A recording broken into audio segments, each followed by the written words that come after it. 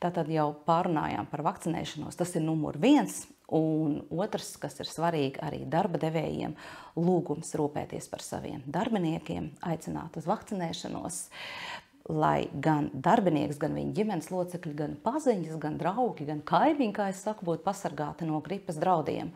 Un trešais, arī ļoti svarīgs punkts, ja tu esi slims, neapmeklē ne sabiedriskās vietas, ne darba vietu un lūdzu neinficē apkārtējos. Ārstējies vai nu mājas apstākļos, vai sazinies noteikti ar savu ārstējošo ārstu. Neaizmirstam, ka gripas laikā jāievēro arī personīgā higiēna. Roku mazgāšana nekad neviens un nekur nekādā mērā nav atcēls.